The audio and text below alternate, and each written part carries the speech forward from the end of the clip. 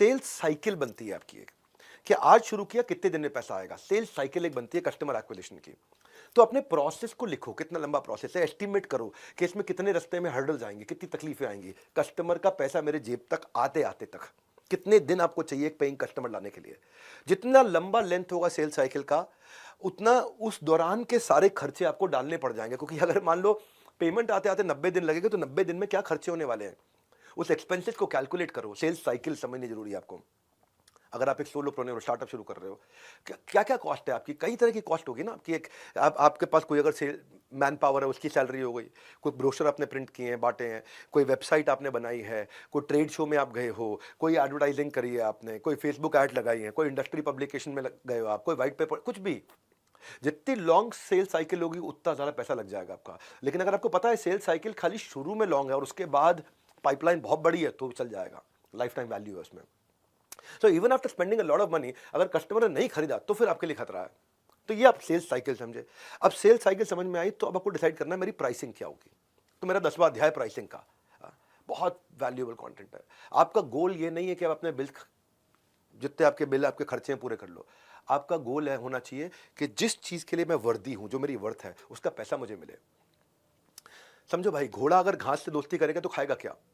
काम कस्टमर अनुसार, लेकिन दाम काम अनुसार। तो चार्ज वॉट यू डिजर्व। न ज्यादा में बिकेगा और न कम में बिजनेस जमेगा। सही राइस के लिए जरूरी है सही प्राइस। तो प्राइसिंग को सीखते हैं हम। जब भी आप अगर नए हो ना धंधे में, आपने शुरू किया है, आज सोलोप्रेन्योर की जर्नी है, स्टार्टअप की जर्नी है, तो हमेशा सामने वाले कस्टमर का बजट पहले आप ही पूछ लो। उसको बंडल प्राइस के साथ शुरू करो, फिर इंडिविजुअल प्राइस पे लेके आना। अगर कम करना है तो बंडल प्राइस से चालू करो। अपने आप को कंसल्टेंट की तरह जब पोजीशन करोगे ना, तो ऐसा नहीं है कि मैं यार फ्यूचर में काम मिलेगा उसकी होप में आज ही प्राइस कम कर दूं। नहीं, वो करना भी पड़े तो बहुत छोटा सा टेस्टिमोनियल के लिए कर दो, ताकि आपका प्रोफाइल मजबूत बन जाए। तो और कई बार अगर आपके काम कस्टमर को पसंद नहीं आया, तो वो कहेगा इसको रिवाइज करो, उसको दोबारा ठीक करो, दोबारा ठीक करो। ट्राई मारना कि जो रिवीजन है उसका बजट अलग बनवा देना उससे। ये भी तय करने का, लॉन्ग टर्म कॉन्ट्रैक्ट बन रहा है तो तय कर लेना कि मैं 5%, 10% हर 3 महीने, 6 महीने, 1 साल में बढ़ाऊंगा प्राइस। ये चीजें मैं आपको एक्सपीरियंस से बता रहा हूं आज। ये चीजें आपको बता रहा हूं कि शुरुआत कैसे होती है। पहले 1000 दिन की जर्नी में पहले 100 दिन कैसे जाएंगे आपके।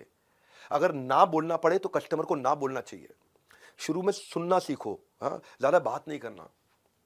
और देखिए, एक चीज आपको समझाता हूं आपको मैं, क्योंकि इसने मुझे 2 साल तक बिजनेस देना है तो कम पैसे लगा देता हूं, नहीं। एक बात बताता हूं आपको, एक नया रूल समझाता हूं। 2 साल तक कम पैसे मिलने से ज्यादा अच्छा है कि 4 महीने में, 3 महीने में बहुत ज्यादा पैसे ले लो। आप क्या करो, शॉर्टर डे और हायर रेट ले लो।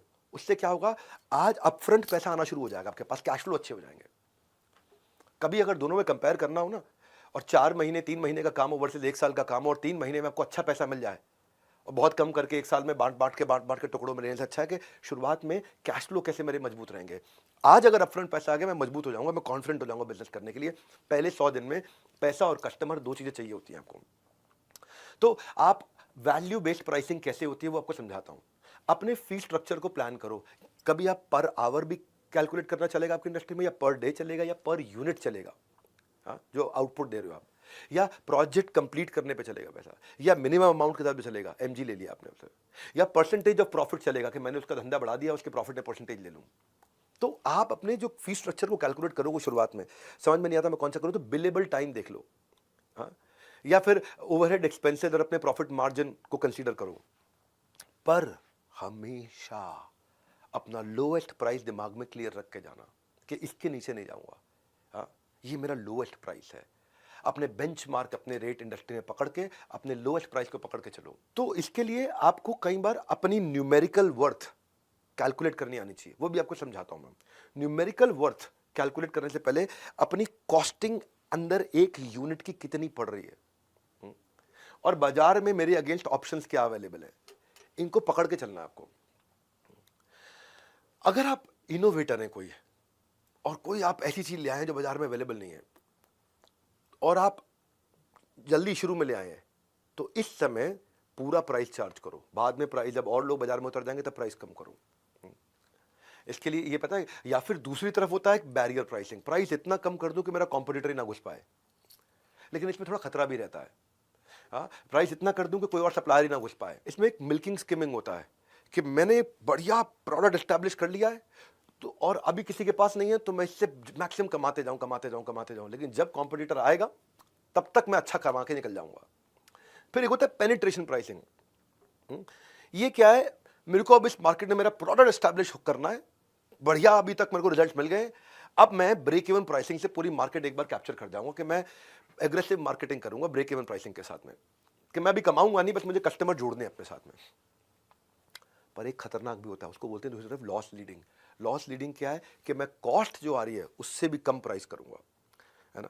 Cost plus margin is actually price, लेकिन यहाँ क्या कर दिया, मैंने कॉस्ट से भी नीचे ले आया ताकि सारे कंपटीशन को पहले तबाह करूं, जो जियो ने किया, जियो ने किया। उसने सारे के सारे कंपटीशन को पहले आगे खत्म कर दिया। पहले वो गोल्डन स्टेटमेंट ये है कि जिस दिन आपने अपनी प्राइसिंग में गलती कर दी, आप अपने प्रॉफिट को खत्म कर रहे हो। इसलिए प्राइसिंग को समझना बहुत जरूरी है।